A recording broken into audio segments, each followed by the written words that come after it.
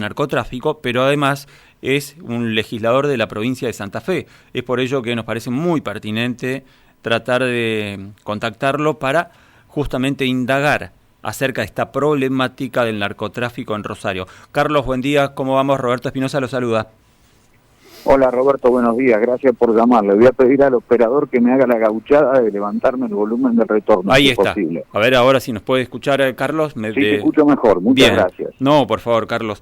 Carlos, nosotros estábamos contando en la presentación del programa la difícil situación que vive Rosario, en donde hay un raconto a través del Observatorio de Seguridad Pública que demostró que el año pasado hubieron 287 asesinatos producto en gran parte del narcotráfico en la ciudad de Rosario. Lo que decíamos es totalmente grave y no se debe subestimar esta situación, ¿no?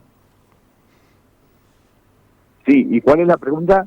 No, bueno, y la pregunta tiene que ver acerca de si se está tomando con la seriedad del caso, porque también observábamos, Carlos, el ida y vuelta que tuvo el ministro de Seguridad de la Nación, el Aníbal Fernández, con el intendente de Rosario, en donde hubo un cruce de acusaciones o de chicanas, responsabilizándose uno con otros, y nosotros decíamos, acá no se está tomando el toro por las astas y debería haber un trabajo mancomunado entre Nación y la ciudad de Rosario o la provincia de Santa Fe para que el tema narcotráfico no se extienda en todo el país, si es que ya no se está extendiendo, ¿no? Sí, lo primero que hay que decir es que el narcotráfico y el tráfico de armas está presente en cualquier región del planeta porque son negocios inmanentes al sistema capitalista de hace 60 años, forman parte de las 5 arterias que alimentan el sistema, como bien dice las Naciones Unidas y el Banco Mundial, desde los años 60. Petróleo es la primera arteria, segundo las armas, tercera los medicamentos, cuarto el narcotráfico y quinta la trata de personas. Claramente la particularidad de Rosario tiene que ver con situaciones geográficas, económicas, que han hecho que el primer cargamento de 200 kilos de cocaína llegaran a la zona del puerto rosarino, en la zona franca de Bolivia, el 24 de abril de 1978. Este año se van a estar cumpliendo 45 años de eso, por un negocio que hicieron Videla, presidente del terrorismo de Estado en la Argentina, Banzer, presidente del terrorismo de Estado de Bolivia. Hicieron ese negocio, 200 kilos de cocaína, y a partir de ese momento empieza un ciclo de este negocio que es paraestatal, que se hace con nichos corruptos del Estado, desde arriba hacia abajo, desde adentro hacia afuera, y que es además multinacional. Desde hace 45 años esto tiene como origen la ciudad de Rosario por esa situación geográfica, y se le han agregado algunos detalles, como por ejemplo que en el año 2007, de acuerdo a una resolución judicial que se sacó acá muy importante, una banda que en su momento estaba solamente dedicada a vender servicios de violencia, como eran los monos, se convirtió en un gobierno de facto sobre 3 barrios rosarinos, Las Flores, 17 de agosto y La Granada, y ese gobierno de facto es una definición muy clara porque se deja de lado la democracia, imponen reglas económicas, sociales. En el 2013 lo asesinan al jefe de esta banda, empieza ahí este delirio de crímenes y disputas territoriales, y en el año 2022, como vos bien habías dicho, tenemos 288 asesinatos. Esto solamente se puede corregir con la recuperación política de los barrios para la democracia, y eso necesita un acuerdo de los grandes partidos que han gobernado la provincia durante 40 años, que no lo quieren hacer porque les es más cómodo tirarse responsabilidades mutuas, especialmente en un año electoral, sobre el fracaso de la inseguridad para ganar las elecciones. Y eso es lo que impide un acuerdo político, a lo que hay que asumir que el gobierno nacional no asume la responsabilidad ineludible que le cabe para controlar lo que entra y lo que sale por los puertos y controlar esta distribución tremenda de armas, que hace que es más fácil sea encontrar un arma en cualquier barrio de Rosario que un trabajo estable y en blanco. Ese es el problema que tenemos, un problema político, no militar, sino político, y de limpiar los nichos de corrupción que tenemos en la Fuerza de Seguridad y en el servicio penitenciario. Carlos, nosotros leíamos un informe que se publicó hace poco tiempo atrás, en Página 2, a fines del año pasado, en donde usted graficaba que aproximadamente existen 90 bandas narcos en la provincia de Santa Fe. Lo que habla... Como mínimo, ¿eh? ¿Como mínimo? ¿Y cómo? Sí, porque son las que yo pude determinar con la información que fui recogiendo año tras año, pero son 90 como mínimo. Yo creo que por lo menos es el doble. La pucha. Y el tema es... usted marcaba recién de la necesidad de que haya una... Usted planteaba recién de la necesidad de una política seria al respecto. ¿Y cómo se hace para encontrar con una política seria en un año electoral en donde justamente lo que hay, como usted lo marcaba también, es tratar de desligarse a responsabilidades, tratar de alejar la pelota para otro lado, no hacerse cargo, pero sin embargo la situación está? ¿Cómo observa la perspectiva de cara al futuro inmediato acerca de esta situación? Yo lo que creo que hay un gran hartazgo en la gente. Yo el otro día en la legislatura le pedía por favor, incluso decía que el tono que había elegido el tema de la rogativa, le rogaba a los partidos políticos grandes, que son los que vienen gobernando la provincia de hace 40 años, que dejen de tirarse los muertos entre sí, como dicen los familiares de las víctimas de la violencia, porque si no el riesgo es que la gente descrea de la política, descrea la democracia, y eso nos lleva directamente al abismo del fascismo.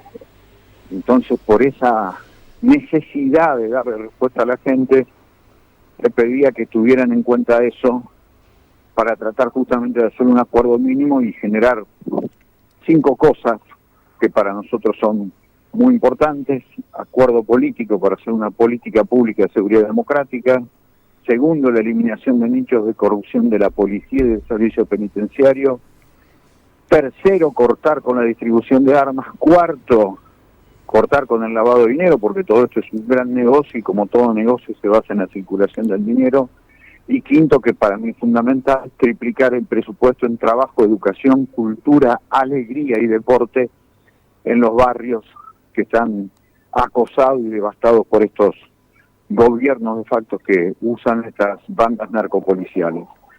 Yo creo que es eso lo que hay que hacer, es esa la gran necesidad tanto de la política como de la gente, así que no creo que haya mucho más margen para seguir con este perverso juego de tirarse los muertos entre ellos. Claro, y usted entiende que esa necesidad política de esos 5 puntos se puede concretar en el corto plazo, especialmente en un año electoral.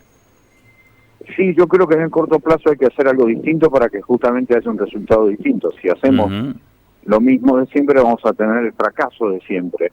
Y a mí me parece que es fundamental, tomando como siempre lo que dice el intendente de Rosario, Pablo Hapkin, que él cree que es necesario designar al jefe de policía de la ciudad de Rosario, eso no lo puede hacer, pero que haga algo distinto, pero muy concreto y directo, que es elegir como comisarios no a policías, sino a gente de los servicios comunitarios, de todo lo que tiene que ver con la paz social, con gente de desarrollo social que conozca los barrios, y ponerlos al frente de esas comisarías que ostensiblemente ya han sido denunciados como comisarías que trabajan para el narcotráfico. Y en lugar de poner policías, poner funcionarias y funcionarios municipales y provinciales con acuerdo de todas las fuerzas políticas, y empezar a separar la paja del trigo, separar a los honestos de los tipos que realmente usan los patrulleros más para proteger a los lugares de venta de droga que proteger a la gente. Yo creo que eso en el corto plazo tiene un resultado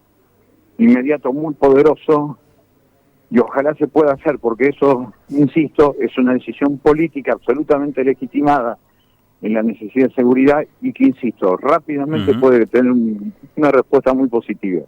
Carlos, lo último. Hace un tiempo se hablaba de que Argentina corría el riesgo de mexicanizarse en cuanto al tema narcotráfico. Sí. Pero, sin embargo, leíamos declaraciones suyas también desde hace un tiempo que usted reafirmaba que Argentina ya es un país narco.